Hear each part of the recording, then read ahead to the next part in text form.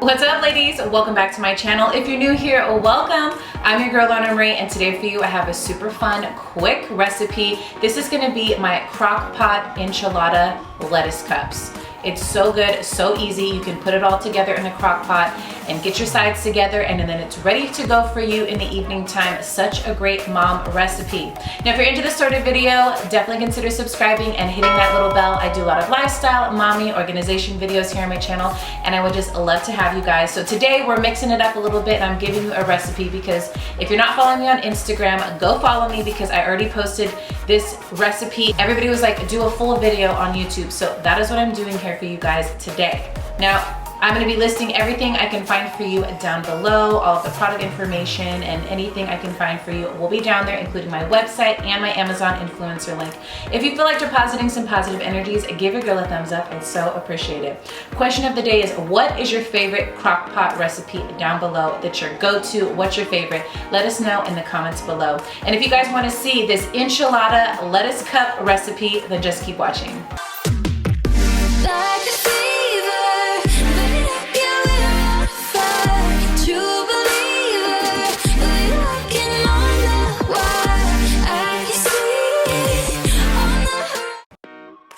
All right, you guys, so we are going to be using 8 chicken breasts. Now, I did do this recipe on Instagram and I used half breast, half thighs, and that turned out amazing, and so did this. So whichever you guys want to do, this is just all I had on hand. So this is what we are going to be using today.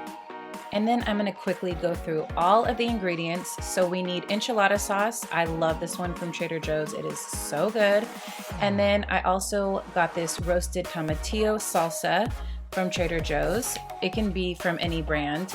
I'm using my favorite salsa. Well, it's not my favorite, but this is poblano and corn. It does not have to have poblano peppers or corn. Just find your favorite one. We are using cumin is our first seasoning ingredient. Then we're gonna be using onion powder, which I'm almost out.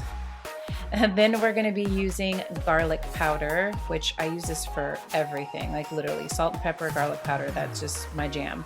And then Tajin, which I have been using in so many different recipes. I'm absolutely obsessed with it. Then we have pepper, of course, and salt. This is my Himalayan salt that I buy in a box. I need to transfer it to a little container. Then we are going to be getting into the recipe. First up, we are doing 1 tablespoon of salt. Now, it may seem like a lot, but I promise you this is a lot of chicken, and you do not want your chicken to be under seasoned. Like, it's so important. And a lot of this is gonna be falling off. So you just wanna think it may seem like a lot of seasonings, but trust me, it gets cooked off, it falls off, and you don't want under seasoned chicken. Okay, so the next ingredient, we're doing 1 teaspoon of pepper. And salt and pepper is always to taste, you guys. Do what you guys like, use less, use more, whatever you love. And then we're doing 1/2 tablespoon of onion powder, which was pretty much all I had. I mean, honestly, I might have used a little bit more if I had more, but it turned out really good. My kids kept saying how amazing it was, so. Next up, you wanna do 2 teaspoons of cumin. And aren't my measuring spoons so adorable? I'm obsessed with them. I'll link them down below for you guys if you're interested. But I have 1 tablespoon of garlic. I always use so much garlic powder. And then we have 2 tablespoons of Tajin. This is where you get a lot of that flavor. And it's kind of like, it has like a lime chili flavor, but it's not super spicy. Like, my whole family ate it, even my babies, my 1-year-old and my 3-year-old. So honestly, it's so good. And the thing is here, don't think you're putting too much seasoning, because you're not. You're just gonna mix it here and make sure everything is coated. And I like to think that I'm just working it into the chicken here with my tongs. I'm just really squishing everything together basically and making sure it's all on there. Then I'm gonna be adding my 1 cup of favorite salsa. Now, like I said, this wasn't my absolute favorite, and I just added a little bit of the rest of a jar I had. And then 1 full jar of enchilada sauce. I'll get the correct ounces and list it down below for you guys, so just in case you don't have this exact jar. And then 1 cup of tomatillo salsa. This was roasted tomatillo salsa, which, oh my gosh, it's so good, you guys. I can't even believe how good this recipe turned out. It was amazing. So now I'm just giving everything a stir, and then we're gonna turn our crock pot on. Now, I did 3 hours on low and it was perfect. So this is one of those recipes where if you put it in 3 hours, it's gonna be done. I feel like that's pretty fast for a crock pot. Now, if you want it to take longer, you could probably just do frozen. I don't know about how liquidy it would be because this consistency is honestly perfect. I'll have to try it and let me know if anybody else does try it from frozen. And I'll let you guys know how it turns out. You can tell me how yours turns out. Then I am taking out the chicken, and you guys, like, it's cutting so easy, literally without a fork. I'm just using a fork because it was a little bit easier, but honestly, you can use it without a fork. You can shred it if you want to, but we like ours a little bit chunkier. I don't like all the liquid that when you shred it, all the liquid it grabs. It's just too much for me when I'm making tacos. And then this is the best part because it's already seasoned super well, but then you put it back into the liquid. This is where all of that yummy flavor does not go to waste. All that salsa enchilada sauce, it's all at the bottom. You guys, it's so good. You're gonna love this recipe. It's one of my absolute favorites. I actually have one of my subscribers made the recipe and she sent me a picture and I was so excited for her. She said her brother-in-law actually enjoyed the recipe and I think he didn't like chicken or something like that. So I was like, okay, well, hey, you know, it turned out good. So after you put the chicken back in, you just want to give everything a stir and you're good to go. Now this is optional. You do not have to make this, but I think it just adds such a great element to your dish. So I'm just going to be chopping up all of the cucumbers.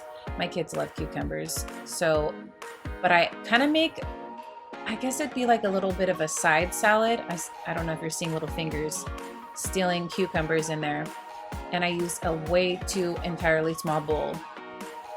So I'm taking lime and Tajin, and then we're gonna squeeze the juice of 1 lime. I'm cutting up all my lime for my whole dish because I like to squeeze lime on the tacos after I'm done.